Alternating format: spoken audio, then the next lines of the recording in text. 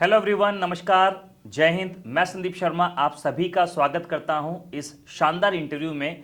आज एक ऐसे कैंडिडेट से आपको मिलवाऊंगा जिसने अब तक 13 सिलेक्शंस लिए हैं। मतलब उसको जब तक अपनी ड्रीम पोस्ट नहीं मिल गई उसने हार नहीं मानी और एग्जाम पे एग्जाम देता रहा लगातार। आज जानेंगे अंशुल जैन से उनकी सफलता की कहानी, उन्हीं की जुबानी।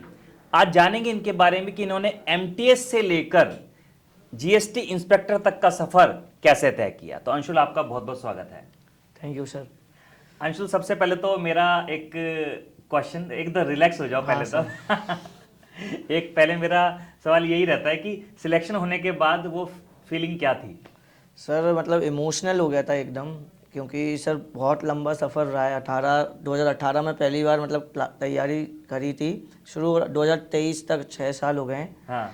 तो मैं रुका नहीं, जैसा आपने बताया था कि पहले एक बार बस नौकरी कर लेना, उसके बाद पसंद की नौकरी। तो मैं उसी को अपने हाँ, दिमाग पहले में जॉब जरूरी है। उसी को अपने दिमाग में लेके अभी तक चलता आया कि पहले नौकरी, अब नौकरी लग गई थी तो थोड़ा सा रिलैक्स हो गया था हाँ हाँ। कि हाँ स्टेबल हो जाएंगे तो साथ साथ पढ़ते रहेंगे तो पेपर निकलेंगे। तो उसी को लेके अभी तक एसएससी और रेलवेज इन्हें मिलाकर अभी तक 13 एग्ज़ाम है जो मैंने क्लियर कर दिए हैं। क्या बात, 13 एग्जाम। पर मैं सभी को क्लियर कर दूं कि ऐसी एक भी पोस्ट नहीं है जो मैंने वेस्ट करी हो। हमेशा ग्रोथ के लिए ही मैंने एग्ज़ाम दिए। बिल्कुल, और वो जरूरी जो भी है। लॉकडाउन से पहले का टाइम था, उस टाइम एसएससी ने रिजल्ट्स नहीं दिए थे, जिनके कारण मैंने सारे एग्ज़ाम दिए। जो बाद में एक साथ रिजल्ट आए तो मैंने जो मुझे बेस्ट लगा वो ज्वाइन किया था। अच्छा, जैसे जब पहली पोस्ट आपकी निकल गई थी एमटीएस की, हाँ। तो कई लोग होता नहीं कि कोई भी जॉब निकल गई, संतुष्ट हो गए और बैठ गए।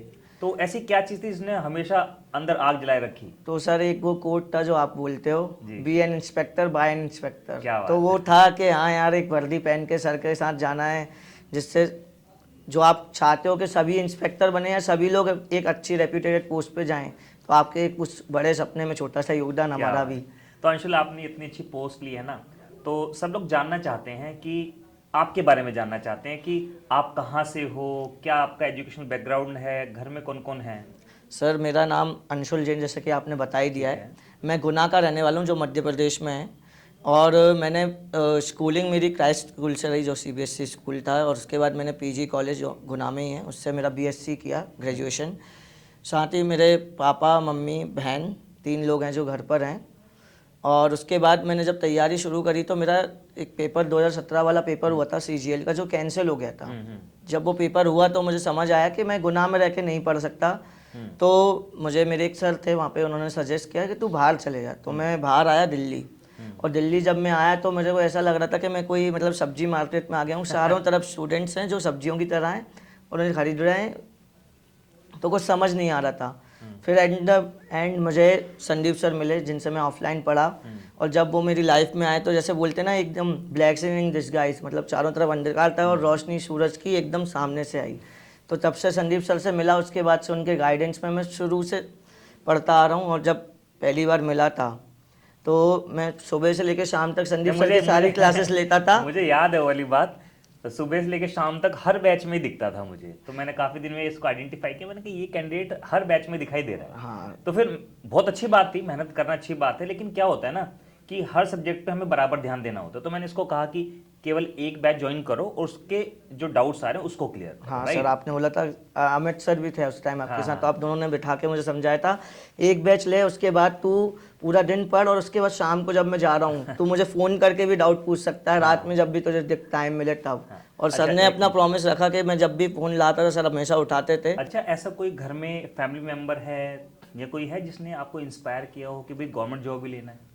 सर भैया थे, मामा अच्छा। जी के बेटे। हाँ। तो जब 2016 में उनकी बैंक में नौकरी लगी तो मतलब वो बहुत ज़्यादा एकदम इंस्पिरेशन टाइप में आया कि यार भैया हैं। और मुझे शुरू से ही था कि दुकान पे नहीं बैठना है, कुछ अलग करना है। तो कुछ अलग करने के लिए मैंने एक बार उनसे गाइडेंस लिया। उन्होंने बोला कि तू ये पेपर की तैयारी कर।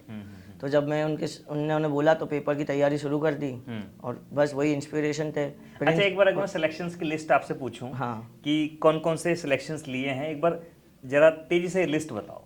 एमटीएस, ठीक है। सीएचएसएल, ठीक है। फिर सीजीएल 18 से लेकर 23 तक, अलग अलग नहीं बोलूँगा, 19 20 22 23। हाँ हाँ हाँ। उसके बाद एनटीपीसी 2019 में लेवल 1 3 5 और 6 चारों। तो ये सब मिला के एसबीआई पीओ भी निकला था, पर ज्वाइन नहीं किया था क्योंकि उसी टाइम मुझे इनकम टैक्स में जॉब मिल गई थी, टीएसी इनकम टैक्स नहीं, एक्साइज में टीए मिल गया था, तो मैंने वो ज्वाइन कर लिया था। ऑलरेडी अभी भी जॉब में ही हैं आप? अभी मैं जॉब में हूँ, इनकम टैक्स डिपार्टमेंट में अच्छा। टैक्स असिस्टेंट की पोस्ट पे हूँ, क्या 2020 के थ्रू।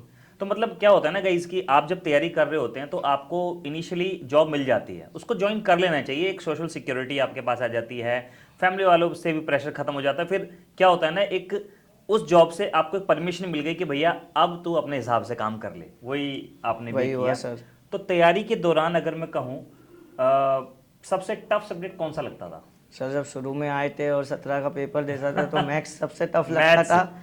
पर अब ऐसा है कि 18 का छोड़ दें तो 19, 20 और 21 में जब 200 नंबर की मैथ्स आती थी तो 200 आउट ऑफ 200 स्कोर रहा था मेरा। क्या तीनों बात है, साल। क्या बात है।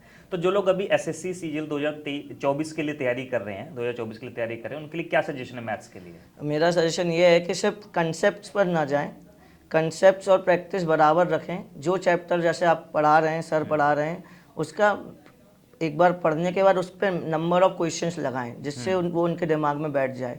अगर सिर्फ पढ़ के उन्हें ऐसा लग रहा है कि समझ में आ गया है तो फिर वो भटक जाते हैं सर, क्योंकि क्या होता है क्वेश्चन थोड़ा सा भी चेंज होगा तो बिना प्रैक्टिस के नहीं आने वाला है। हाँ, ये होता भी है। अब क्या होता है ना कि कई बार जैसे दो चीज़ें होती हैं, कंसेप्ट और प्रैक्टिस। तो जब हम तैयारी कर रहे होते हैं तो कुछ स्टूडेंट्स ऐसे होते हैं जो कंसेप्चुअल नॉलेज लेने पर ही अपना 90% टाइम दे देते हैं और टाइम बचता है थोड़ा बहुत 10% तो प्रैक्टिस करते हैं, नहीं तो नहीं करते। ये वही स्टूडेंट होते हैं जब पेपर में जाके बैठते हैं और कहते हैं सर आता तो सब कुछ था लेकिन टाइम याद कम पड़ नहीं गया।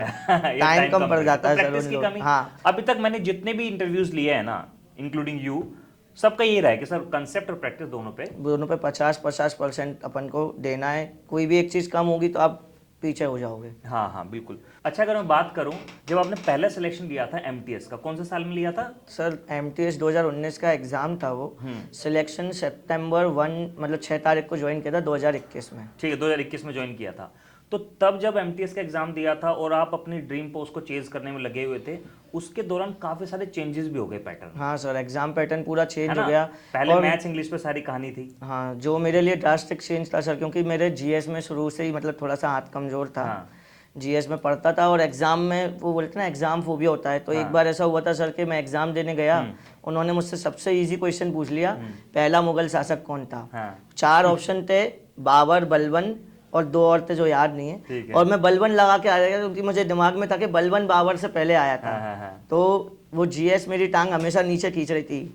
हाँ। तो वो जीएस के कारण अभी जो ड्रास्टिक चेंज हुआ, तो फिर मैंने सोचा कि अच्छे से पढ़ते हैं। तो बस यही है कि अब आपको है ना थोड़ा टू द सिलेबस पढ़ना है। एसएससी का एक बार पैटर्न आप देख लो, जो पुराने पेपर हैं एसएससी वही रिपीट करती हुई आती है। बस यही है कि आपको वही कंसेप्ट प्लस प्रैक्टिस। तो तैयारी करने में और अच्छा रैंक लाने में, अच्छी पोस्ट पाने के लिए प्रीवियस ईयर पेपर का क्या इंपॉर्टेंट रोल सर बहुत ज़्यादा, मतलब मैक्सिमम यही मान लो कि अगर आप मॉक लगाते हो किसी भी, मतलब जैसे आप कैरियर के मॉक, तो वो बहुत अच्छे हैं, आपके हेल्पफुल रहते हैं।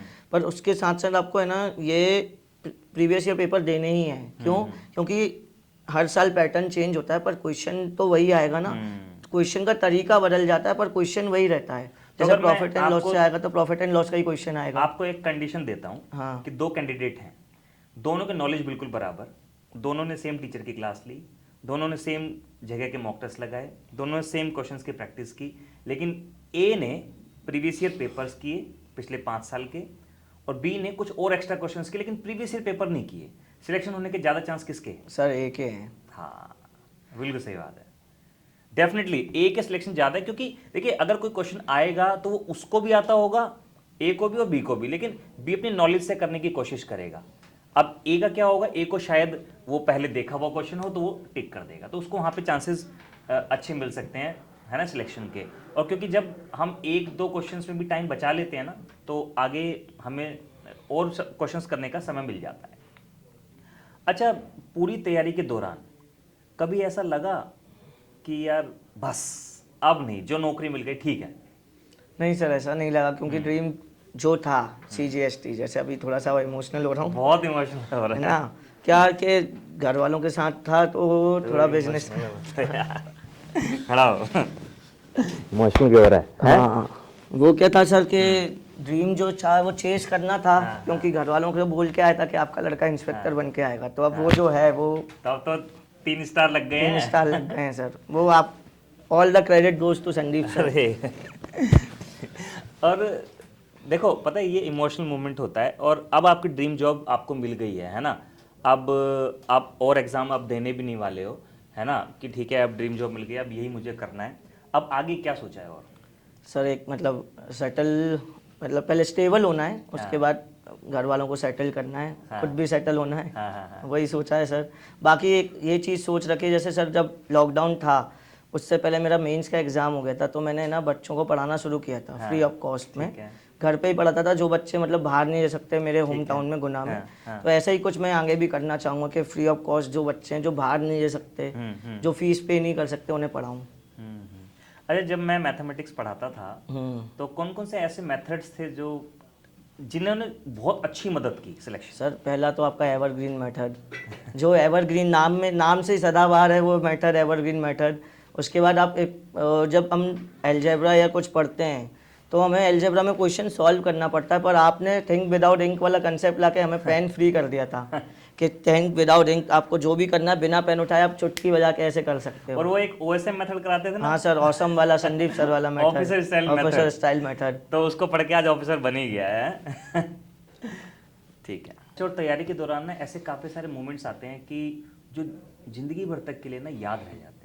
तो आपकी तैयारी के टाइम पे ऐसा कुछ मोमेंट था? हाँ सर, वो मोमेंट था जो मतलब जिसने ही मुझे इंस्पायर किया कि हाँ तू आगे बढ़ और कभी रुक मत। एक बार मैं घर पे बैठ के मॉक टेस्ट लगा रहा था, 2018 की बात है, और उस टाइम जब मैं मॉक टेस्ट लगा रहा था तो मेरा मॉक का रिजल्ट आया और उसमें मेरे 90 और 80 के बीच में कुछ स्कोर आया था। तो उस टाइम मैं इतना ज़्यादा रो रहा था कि मेरे जो साथ में रूममेट्स थे उनने मेरे फैमिली को फ़ोन कर दिया। तो उस टाइम पापा ने मुझसे बोला था तू रो मत, ये एक पेपर से तेरा फ्यूचर डिसाइड नहीं होने वाला है और हमें तुझ पे भरोसा है कि तू कुछ करेगा। तो इसलिए आज मैं इस लेवल तक आ गया हूँ। जो जो जो मेहनत होती है ना वो चेहरे पे दिखती है कि इतने सालों में इन्होंने ड्रीम पोस्ट को पाया है, और वो उनकी आंखों में और चेहरों में अलग से दिखाई दे रहा है ना। देखिए मैं यही कहूँगा कि जब आप खुद मेहनत करके और अच्छे से बिल्कुल ज़मीन से उठते हैं ना, वो एक बात अलग ही होती है ना। फिर आप उन लोगों का भी ख्याल रखते हैं जो आज की डेट में तैयारी कर रहे हैं और उसी स्थिति में हैं कभी जिस स्थिति में आप हुआ करते थे, तो आप उनकी भी मदद करते हैं, है ना। और मैं तो यही कहूँगा कि अब सिलेक्शन हो गया है, जॉब हो गई है, आगे जाके उन लोगों की हेल्प जरूर करनी है। बिल्कुल सर, वही मैंने आपको भी बताया कि एक कोचिंग मतलब फ्री ऑफ कॉस्ट पढ़ाना ज़रूर है। हाँ। जो आपसे सीखा है, जो आपने मतलब जो लोग ऑनलाइन प्लेटफॉर्म पे नहीं आ पा रहे हैं वो दूर दूर तक जा पाए, जिससे और लोग भी आपको जाने। मैं जब भी पढ़ाता हूँ तो बोलता हूँ कि मेरे गुरु ने मुझे ऐसा कुछ सिखाया है, वही मैं आपको सिखा रहा हूँ। क्या बात है। तो इस जैसे आपने 13th सिलेक्शन लिया है और अपने ड्रीम पोस्ट को हासिल किया है, पहले टाइम पे नहीं ले पाए आप ड्रीम जॉब को, तो लेकिन क्या होता है ना, जब कोई पहले टाइम में नहीं ले पाता है उसको एक्सपीरियंस तो होता है कि पहले टाइम में कैसे लेना है। इतने लंबे समय में ऐसी कौन सी मिस्टेक्स रही जिससे कि पहले टाइम में ड्रीम पोस्ट नहीं मिली, अब हमें मिली है? सर मिस्टेक्स तो ये थी कि ध्यान नहीं देना पहली बात, और फिर एकदम मैं चाहूँगा बच्चों को भी ये बात बताओ आप कैमरे पे देख के ना। मैं ये कहना चाहूँगा कि बच्चों को कंसेप्ट के साथ साथ प्रैक्टिस पे भी बराबर ध्यान देना है। पहले मैं सिर्फ प्रैक्टिस करता रहता था कि हाँ प्रैक्टिस करने से क्वेश्चन बन रहे हैं, और कंसेप्ट नहीं पढ़ता था। फिर जब मैंने संदीप सर ने बताया कि नहीं दोनों चीज़ें बराबर करनी, तो धीरे धीरे करके मैं एक एक सीढ़ी चढ़ता गया, और आज जो मैं इस मुकाम पर हूँ तो मैं सबको बताना चाहता हूँ कि आपको दोनों चीज़ों को बराबर लेना है। अगर आप किसी एक चीज़ को ढील दे दोगे तो फिर आप थोड़ा सा अपने ड्रीम से पीछे रह जाओगे, जैसे कि मेरे साथ हुआ 12 बार। इस बार मैं अपने ड्रीम जॉब को पा लिया हूँ। तो बस वही है कि फोकस करना है, और जो भी आप पढ़ रहे हो बस मन लगा के पढ़ो। टाइम मैटर नहीं करता कि आप 10 घंटे पढ़ते हो। अच्छा 24 घंटे का शेड्यूल क्या रहता था अंशुल?